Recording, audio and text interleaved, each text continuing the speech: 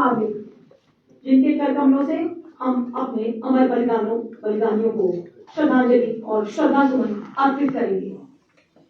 आज भी जहन में उतर आता है पुलवामा का वो दिन 14 फरवरी 2019 को, जब सीआरपीएफ के रणबांकुरे सीआरपीएफ के काफिले में बस में सवार होकर जा रहे थे अपनी ड्यूटी पर। उनके मन में केवल यही जज्बा था कि अपने देश की रक्षा करनी है और उसके रक्षा के पूरी प्रण को निभाना है।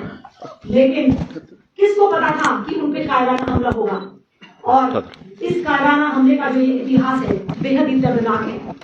लेकिन आज भी जो पंक्तियां उनके जहन से, उनके मन से निकलती है वो ये है, मुझको तन चाहिए न धन चाहिए, बस अमन से भरा ये वतन चाहिए। जब तक जिंदा रहूं मातृभूमि के लिए, और जब मरूं तो तिरंगा कफन चाहिए, जब मरूं तो तिरंगा कफन चाहिए। तिरंगे के कफन में लिपटे जब हमारे रणबांकुरे वापस आए तो वो दर्दनाक मंजर आज तक हमारी आंखों के बीच घूम रहा है। और आज इस श्रद्धांजलि समारोह में हम अपने उन रणबांकुरों को श्रद्धा सुमन अर्पित करेंगे। उनके परिवार के साथ हम हमेशा, केवल हम ही नहीं बल्कि सारा देश बना हुआ है। और आज इस श्रद्धांजलि समारोह में कार्यक्रम के मुख्य अतिथि महोदय श्री तारिक हुसैन खान से मैं अनुरोध करूंगी कि वे इस अवसर पर 2 शब्द कहें।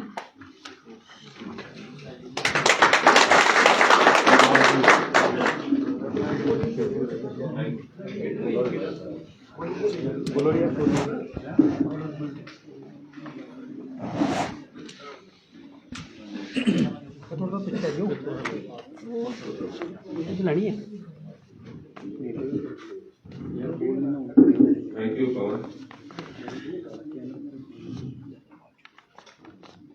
इस कार्यक्रम स्थल पर उपस्थित वरिष्ठ अधिकारियों, बहादुर जवानों एवं मीडिया कर्मी की उपस्थिति हमें ये आवाज करा रही है कि हम अपने शहीदों के प्रति कितना आदर और सम्मान रखते हैं।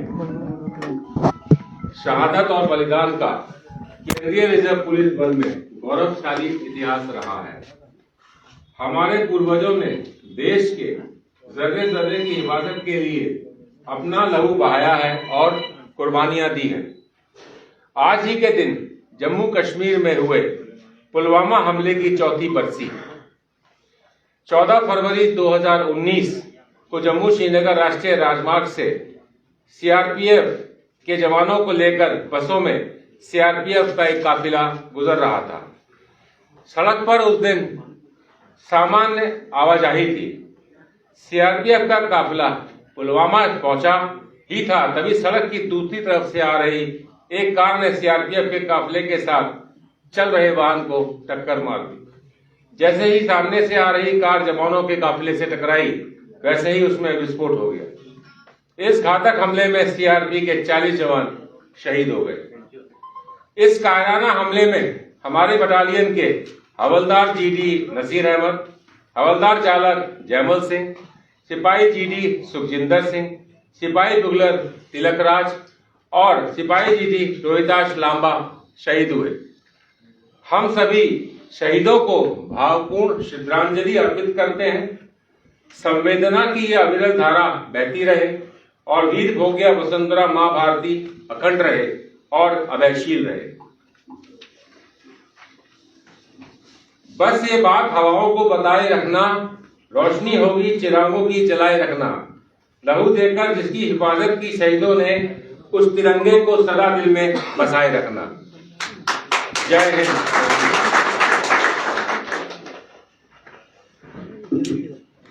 श्री तारिक हुसैन खान कमांडेंट 76 बटालियन के इस भाषण के उपरांत अब हम श्रद्धांजलि समारोह की गतिविधि को आरंभ करने जा रहे हैं, जिसमें सर्वप्रथम कमांडेंट महोदय के द्वारा कैंडल लाइटिंग करके हमारे अमर बलिदानियों को श्रद्धांजलि दी जाएगी और तत्पश्चात वे अपने कर कमलों से श्रद्धा सुमन अर्पित करेंगे। मैं कमांडेंट महोदय से अनुरोध करूंगी कि वे श्रद्धा सुमन अर्पित कर अमर बलिदानियों को श्रद्धांजलि दें।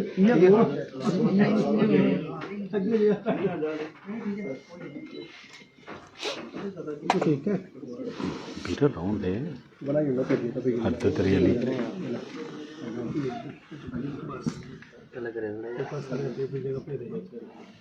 शहीदों की चिताओं पर हर बरस लगेंगे मेले, देश पे मिटने वाले का बाकी यही निशान होगा।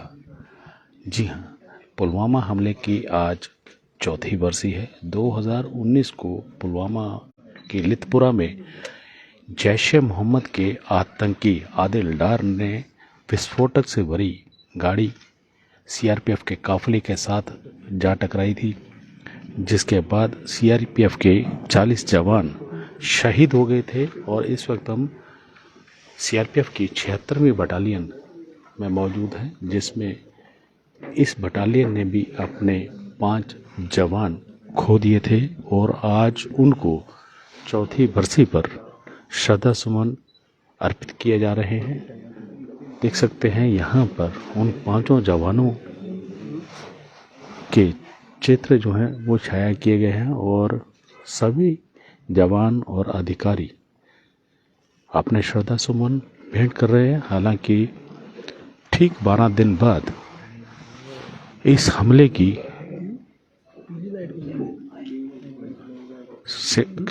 केंद्र सरकार ने इस हमले का बदला ले लिया था। हमारे सीआरपीएफ जवानों की जिस प्रकार से शहादत हुई थी, जैश ए मोहम्मद के संगठन ने इस पूरी कायराना हरकत को अंजाम दिया था और ठीक 12 दिन बाद पीओके में घुसकर हमारे सेना के जांबाज जवानों ने जो आतंकी संगठनों के कैंप थे उनको तबाह किया था।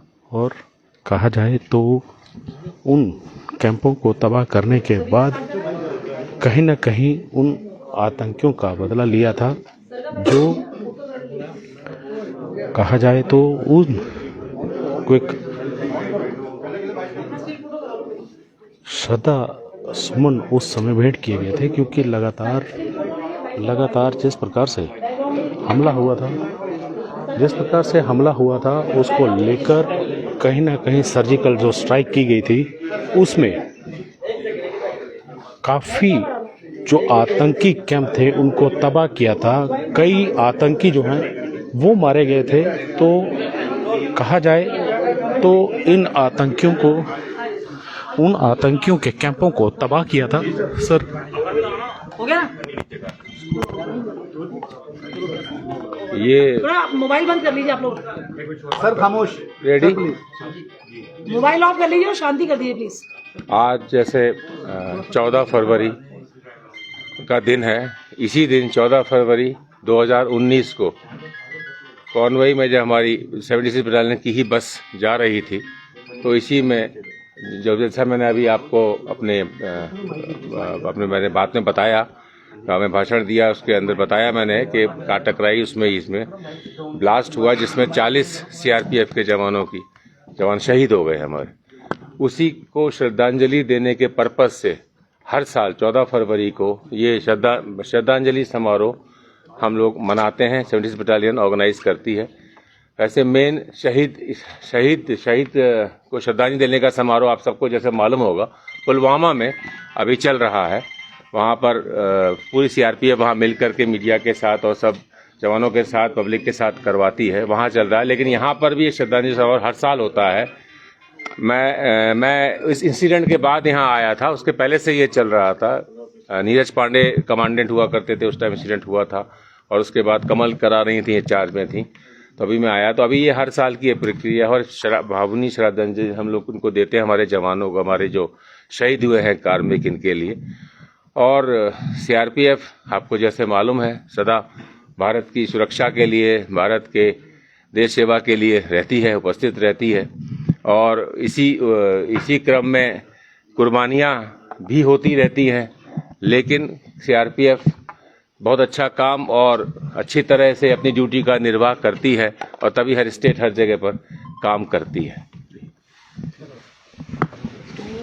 आपने सुना कि सीआरपीएफ जो है वो अपना काम करती है। ये जवान जो है यहाँ श्रद्धांजलि देने आए हैं। कुछ जवान हमारे साथ मौजूद हैं जो उस समय उस हमले में बाल बच्चे थे। सर, जिस प्रकार से हमला हुआ था उस समय आप कहाँ पे थे, और आज भी उस दिन को याद करके क्या आपके मन में आता है? मेरे से कम 5 गाड़ी आगे जो थी, छठी गाड़ी में ब्लास्ट हुआ था। जो सिविल कोई गाड़ी मार दिए थे उसने, मैं उससे पीछे था, तो उस टाइम बड़ा दुखद मतलब हमको महसूस हुआ। लेकिन ये सब देखते हुए हमारे जो ये इन्होंने कायराना हरकत की, इससे हमारे मनोबल को नहीं टिका सकते। कहीं ना कहीं जिस प्रकार से हमला हुआ था उसके बाद आपका मनोबल जो है वो और ज़्यादा सुदृढ़ हुआ, क्योंकि लगातार घाटी के अंदर आतंकवाद अभी भी मौजूद है। क्या आप चाहते हैं कि आतंकवाद जल्द से जल्द खत्म हो, घाटी फिर से अपनी पहले वाली स्थिति में जिस प्रकार से शांति, सूफी संतों की धरती कहा जाता था, वो बने? जी बिल्कुल, हम लोग चाहते हैं, और ये हम ही नहीं चाहते कि पूरे हमारे देश की जनता चाहती है कि ये सब कुछ खत्म हो और घाटी में अमन चैन कायम हो। एक चीज़ ज़रूर पूछना चाहूँगा, जिस प्रकार इस हमले पर भी सियासत होती रहती है, लगातार विपक्ष जो है सवाल उठाता है, तो ऐसे में मन दुखी होता होगा? बिल्कुल दुखी होता है। जो हमारे सियासतदान हैं ये अपनी राजनीति के चक्कर में ऐसा बोलते हैं, लेकिन हम फिर भी हमारा मनोबल ऊपर है। तो कहीं ना कहीं पुलवामा हमले को लेकर जिस प्रकार से सियासत की जाती है, इससे हमारे जवान कहीं ना कहीं आहत होते हैं, क्योंकि एक जवान ने अपनी शहादत दी होती है, एक साथी उनका चला जाता है जब ऐसी कायराना हरकत आतंकियों द्वारा की जाती है। लेकिन जिस प्रकार से सियासत होती है, तो ऐसे में दुखी होना इनका लाजमी है, क्योंकि कहा जाए हालांकि 4 साल हो चुके हैं, हालांकि उसका बदला जो है वो ले लिया गया। हमारे सेना के जवानों ने ठीक 12 दिन बाद सर्जिकल स्ट्राइक की थी, जिसमें आतंकी कैंप तबाह किए थे, उन आतंकियों को मौत के घाट उतारा था। लेकिन आज भी उस दिन को याद करके हर किसी का मन सहर जाता है, और जिस प्रकार से इस पर सियासत की जाती है वो कहीं ना कहीं बंद होनी चाहिए, क्योंकि जवानों की शहादत पर सियासत करना उचित नहीं है। वीडियो जर्नलिस्ट विकास भगत के साथ रविंद्र श्रीवास्तव, पंजाब केसरी।